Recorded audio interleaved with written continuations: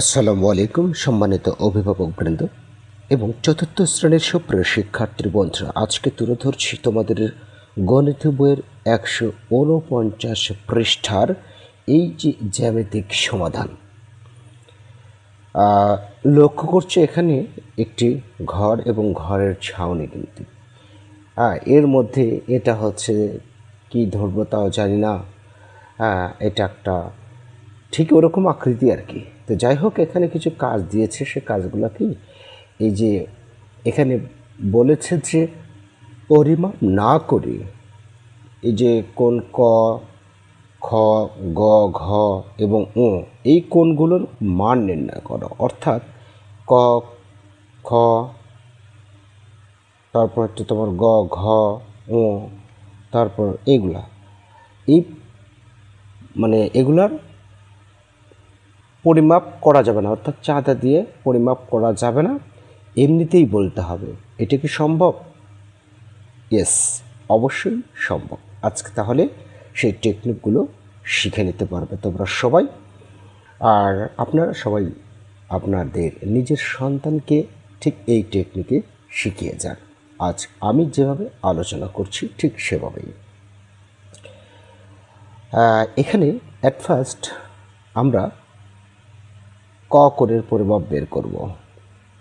তো এই ক কোণের পরিমাপ বের করতে গিয়ে আপনাকে চিন্তা করতে হবে এই যে রেখাটা, এই রেখাটার কথা। তো আমি যদি এই একটি রেখা এইভাবে এঁকে নিই, একটি রেখা এইভাবে আঁকলাম। আচ্ছা, এই রেখার বলুন তো এটা কত ডিগ্রি? এই যেভাবে সাধারণত এটা আমরা বৃত্ত কম্পাস দিয়ে করি, এটা কত ডিগ্রি? 180 ডিগ্রি, তাই না? এটা একটা সরল কোণ।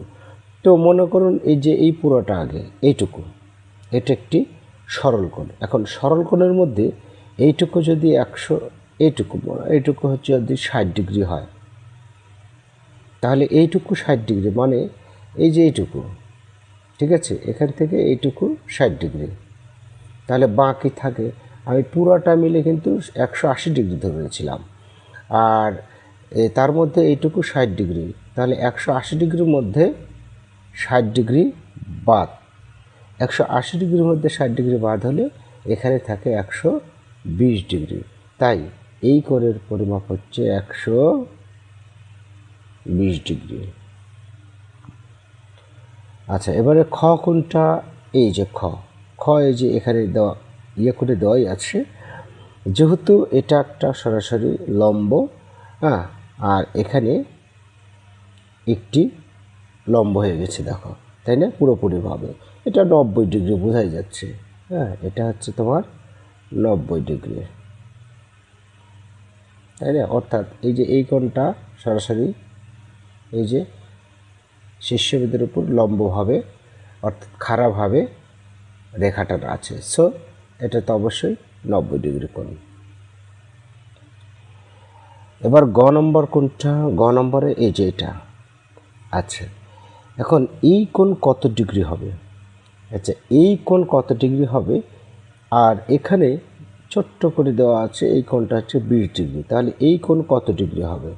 তো একটু লক্ষ্য করো, এটাকে কল্পনা করো এইভাবে নিয়ে এইভাবে, অর্থাৎ কল্পনার ছবি যদি আঁকো তাহলে বিষয়টা এই যে এটাই হচ্ছে এই, তাই না? এটাই। তো এটা কত ডিগ্রি? এটা হচ্ছে 90 ডিগ্রি। তো 90 ডিগ্রির মধ্যে এইটুকু আমরা বাদ দিচ্ছি, এটা 20 ডিগ্রি বাদ দিচ্ছি, তাই না? তাহলে এখানে কল্পনা করো যে এইখান থেকে এইটুকু, তাই না? এটা কত ডিগ্রি? এই কোণ কত ডিগ্রি? এটা থেকে এইটুকু 90 ডিগ্রি। 90 ডিগ্রির মধ্যে এই অংশটুকু, 90 ডিগ্রির মধ্যে এই অংশটুকু কত? 20 ডিগ্রি। তো 90 ডিগ্রির মধ্যে যদি 20 ডিগ্রি বাদ যায়, তাহলে এই অংশ কত থাকবে বোঝাই যাচ্ছে, কেননা 70 আর 20 90, এটা হচ্ছে 70 ডিগ্রি কোণ। ঠিক আছে, এটা 70 ডিগ্রি কোণ। আচ্ছা, এবার ঘ নম্বরের কথা বলেছে। ঘ নম্বর কত ডিগ্রি? সবচেয়ে সহজ উপায় এই যে এই কোণ, তাই না? এই যে এই কোণটা কত? তো যদি আমরা এটাকে সরলরেখা ধরি, এই যে এটাকে সরলরেখা ধরি, হ্যাঁ, এইটাকে যদি সরলরেখা ধরি আমরা কিন্তু এদিকে একটা কোণ পাবো, এদিকে একটা কোণ পাবো। এই সরলরেখা ধরলে হবে, কিন্তু এই মান ধরে করতে এখানে একটু সমস্যা হয়ে যাবে, কেননা এটার মান নাই।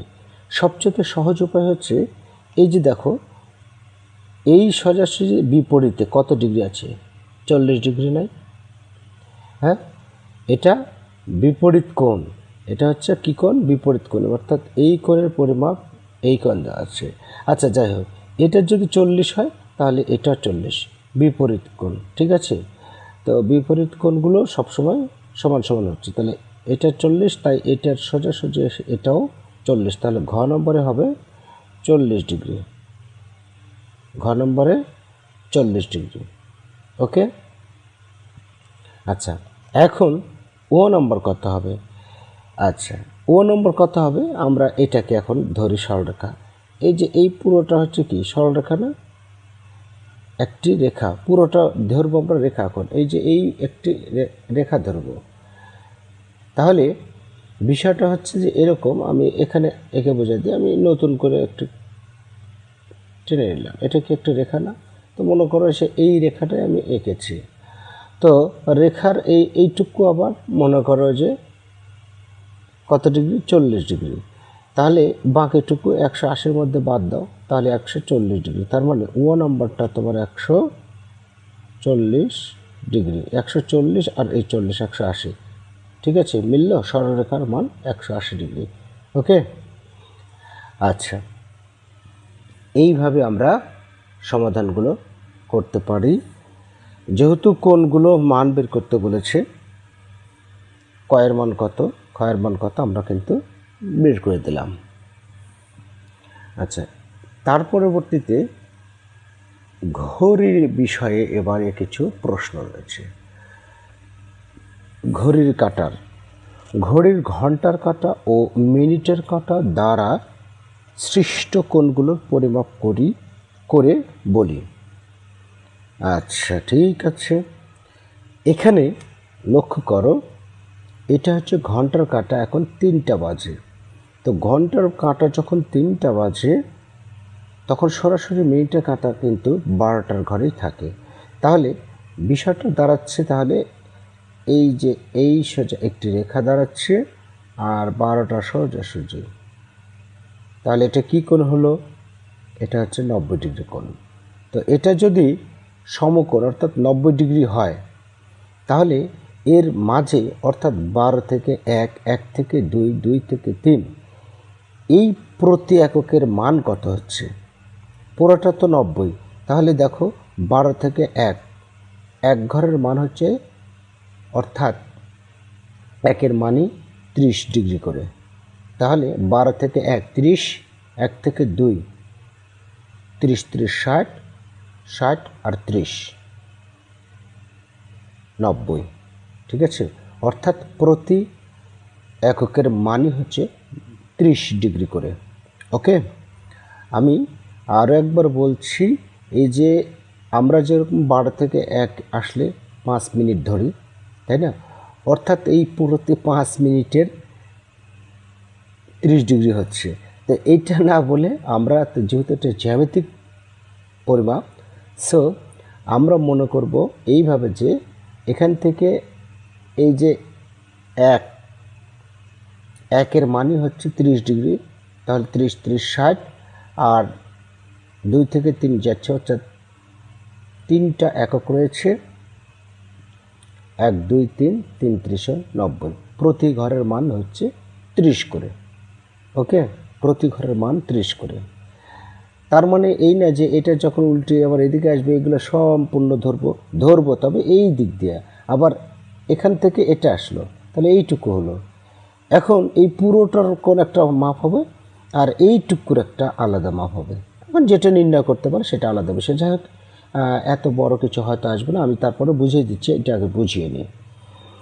আচ্ছা, যখনকার কাজ তখনই স্বাধীন, মানে বিষয়টাকে আমি বোঝাতে চাচ্ছি এটা, যে মনে করো এবার এখানে আসে এই পর্যন্ত আসলো ঘড়ির কাঁটার, ঠিক আছে, তাহলে এখানে বলেছে যে ঘড়ির ঘন্টা ও মিনিটের কাঁটা দ্বারা সৃষ্ট কোণগুলোর পরিমাপ করো। তাহলে এখান থেকে এইটুকুর মাপ কত হলো সেটা, আবার এই পুরোটার মাপও কিন্তু হবে একই, ঠিক আছে, এই পুরোটার মাপও হবে। যাই হোক, সেটা হচ্ছে যে বর্ধিত কোণের হিসাবটা পরে, তোমরা এগুলো পরে জানবে। তাহলে প্রতি ঘরের মান কত? 30 ডিগ্রি। 12 থেকে 31, তারপরে 30, তারপরে 30, 33, 90। প্রতি ঘরের মান যদি 30 ডিগ্রি হয়, এখানে বলেছে 2টা বাজে, তাহলে 1, 2 ঘর আছে, তার মানে 30, 30, 60। তার মানে 2 নম্বর ঘড়িতে কত? 60 ডিগ্রি। এখানে দেখো 6টা বাজে, আর ঘড়ির কাঁটা মিনিটের কাঁটা সরাসরিভাবে একটি লম্ব হয়ে একটি সরলরেখা হয়ে গেছে। তো সরলরেখার আবার এইটুকু কোণের পরিমাপ কত? এইটুকু কোণের, তো সরলরেখার পরিমাপ কত আমরা জানি। সরল কোণের, সরলরেখা বলছি, সরল কোণের পরিমাপ 180 ডিগ্রি, তাই না? এখানে চিহ্ন উল্লেখ করে দেওয়া যাচ্ছে যে এই কোণের মাপ করতে হবে, এখান থেকে এইটুকুর মাপ করতে হবে, এই যে দেওয়া আছে। তারপর এখান থেকে এইটুকুর মাপ করতে হবে, তাহলে এটার মান হচ্ছে 180 ডিগ্রি। এছাড়া 90, 90, 180 মিলে যাচ্ছে, তাই না? 37 ও 190। এবার এইখানে এসো, এইখানে এসে দেখো এখানে 4:30 ঘন্টার কাঁটায় 4:30টার দিকে আছে, অর্থাৎ 4টা বেজে এখানে মিনিটের কাঁটা আবার 6 ঘরে পার হয়েছে, তাই না? এখন তার মানে কি এখান থেকে ধরবে? নো, এখান থেকে না, এইখানে এই যে ঘন্টার কাঁটা আছে, এই ঘন্টার কাঁটা আর মিনিটের কাঁটার মাঝখানে যে কোণ আছে সেইটুকু ধরতে হবে, এই যে এখানে চিহ্ন দেওয়া আছে, এই যে এটা, ঠিক আছে? তো এইটুকু কোণের পরিমাপ কত একটু লক্ষ্য করে দেখো। 6 থেকে 5 মানে এখানে কি 1 ঘর আর হাফ ঘর, তো 30 ডিগ্রি, আর এই ঘরের অর্ধেক 15, 30 আর 15, 45 ডিগ্রি। তার মানে 4 নং ঘড়িতে 45 ডিগ্রি কোণ, 3 নম্বর ঘড়িতে 180 ডিগ্রি কোণ, 2 নম্বর ঘড়িতে তোমার 30, 30, 60 ডিগ্রি কোণ, এবং 1 নম্বর ঘড়িতে 90 ডিগ্রি কোণ উৎপন্ন হয়েছে। এখানে একটি প্রশ্ন করছে, পেন্সিল দিয়ে ছক কাগজে বিভিন্ন ধরনের কোণ এঁকে তা নামকরণ করে। সমকোণ, এটা বিষয় না, মানে পেন্সিল দিয়ে ইচ্ছে মতো নিতে পারো, যেমন এখান থেকে এটা নিতে পারো, এই যে এটা একটা সমকোণ হলো, তাই না? পেন্সিল দিয়ে আঁকতে হবে, এটা একটা সমকোণ হলো, ঠিক আছে? নাম দিয়ে দিবে, এটা যে ক, খ, গ, তারপর দেবে ঘ, ম, চ, আর একটা দেবে এ, বি, সি, একটি স্থূলকোণ। তারপর মনে করে এটা সরলকোণ, সূক্ষ্মকোণ আঁকতে বলেছে, তখন সূক্ষ্মকোণ আঁকবে। তারপর তোমার সরলকোণ আঁকতে বলেছে, আঁকবে, সমস্যা কী? হ্যাঁ, সূক্ষ্মকোণ আঁকো আর স্থূলকোণ আঁকো, তোমরা এগুলো সম্পূর্ণ পারবে, ঠিক আছে?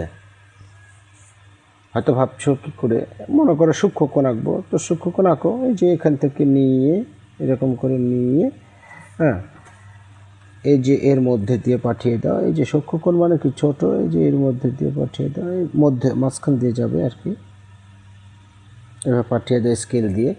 আমার তো হাত দিয়ে দিলাম, তাই জন্য এরকম হলো। যাকে এগুলো পারবে শিক্ষার্থী বন্ধুরা, সম্মানিত অভিভাবক বৃন্দ, শেষ পর্যন্ত সঙ্গে যারা ছিলেন, শেষের দিকে এসে আবারও একবার ধন্যবাদ জানাচ্ছি এতক্ষণ মনোযোগ সহকারে শোনার জন্য, দেখার জন্য। দীর্ঘ জীবন কামনা করছি প্রত্যেকের, সুস্থতা কামনা করছি এভরিবডি। আল্লাহ হাফিজ।